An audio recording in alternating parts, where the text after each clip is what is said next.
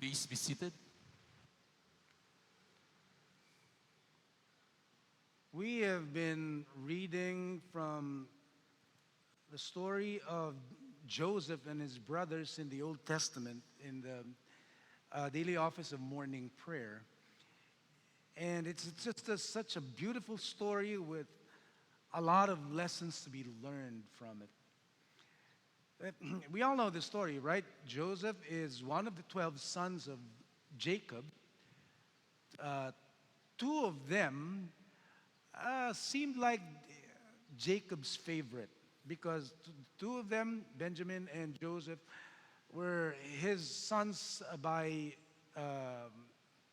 Rachel, whom he loved the first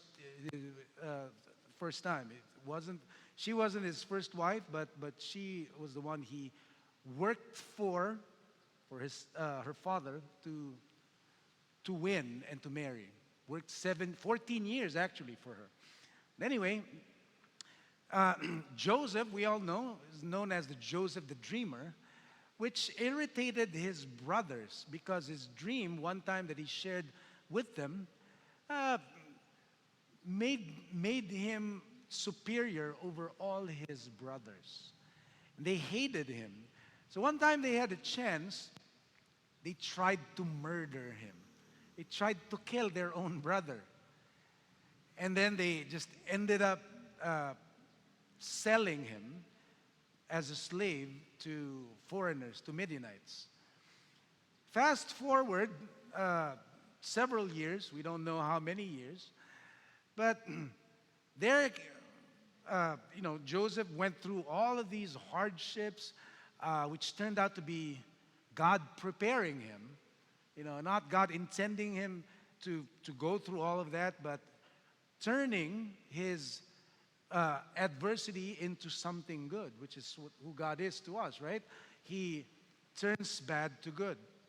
And through all of those, God was working in Joseph, building his character. And then famine came to the land of Egypt and to all the known world then, including the land of Canaan, where his brothers and his father were. And so they went to Egypt to get grain because Joseph in his wisdom had stored up grain for Egypt and for whoever would need it. And then Joseph, when he recognized his brothers and his brothers didn't recognize him, he became, he looked like an Egyptian. But when he recognized them, he came up with a scheme to make them go through hardship, which again, we would find out God turned into something that would purify the silver that is in the brothers' hearts. Long story short, this is what happened. Joseph held hostage Simeon, one of their brothers, the first trip, and told them, prove me that you're not spies. Go back to your father, get your youngest brother, so that you all are complete in my presence, and then I will believe that you indeed are not spies, you just came for grain. And they did that, but not without their father expressing his sorrow about and reluctance about giving Benjamin to them so that they could take him to Egypt. Jacob just wants his children safe and sound. Egypt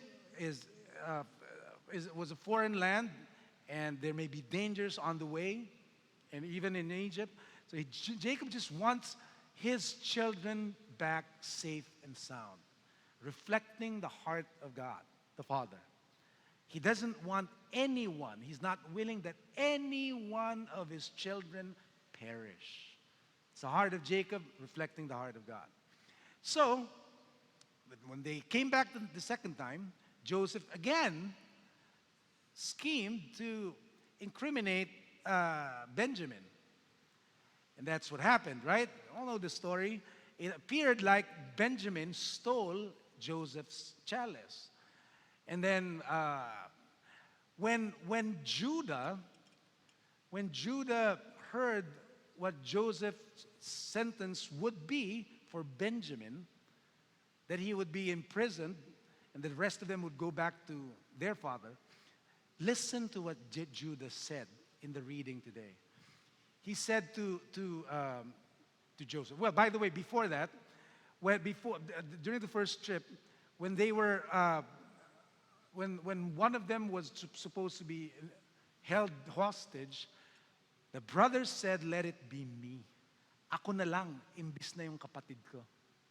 Okay, take a note of that. We'll go back to that later. Ako na lang, kaysa yung kapatid ko. And then the second trip, Benjamin was going to be held hostage forever.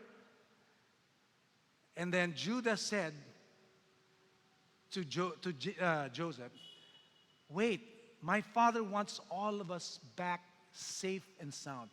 He wants all of us saved." Okay? He wants all of us with life.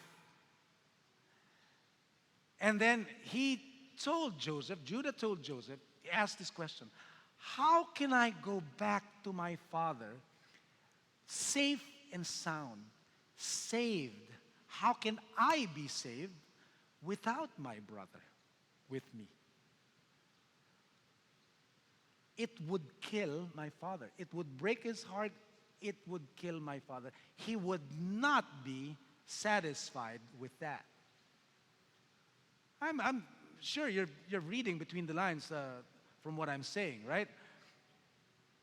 Understand, his brothers, Joseph's brothers, turned from would-be murderers of their own brother, haters and murderers and sellers of their brother, to enemies, to foreigners, as a slave.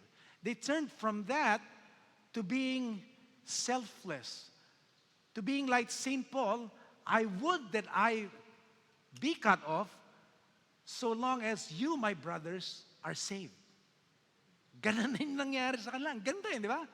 Sabi nila, ako na yung maging, ako na yung maging bilanggo.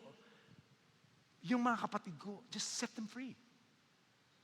Even if I'm accursed, just so my brothers would be saved and blessed. See, they turned from this to that. And then Judah understood the heart of God, the heart of his father. He said, "How can I think of my own salvation and then leave out my brother?" You see, that's what happened to the church today.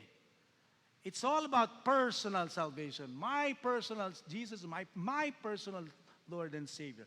When the commandment coming from Jesus' mouth is, love God. Okay, you may have done that when you prayed some prayer and you sincerely repented. That's the first part of God's command. Love God, but love your neighbor as yourself. If you want yourself saved, you must also want the same thing for your brother. Understand that even if you say, "Lord, I made it to heaven. Here I am. I repented. I said a prayer. I did this and that. I obeyed you." And then he would ask, "But where's your brother? How could you appear before me without your brother?" Galing, ano? That's the message of the story of Joseph. We must not leave out anyone. I quoted this several times. I mentioned this again yesterday. But the heart of God is seen in what this Orthodox monk said. He said, "You can be assured that as long as there's someone in hell, Christ will remain there with him." In the devotion before the Mass yesterday, I said something that borders on heresy.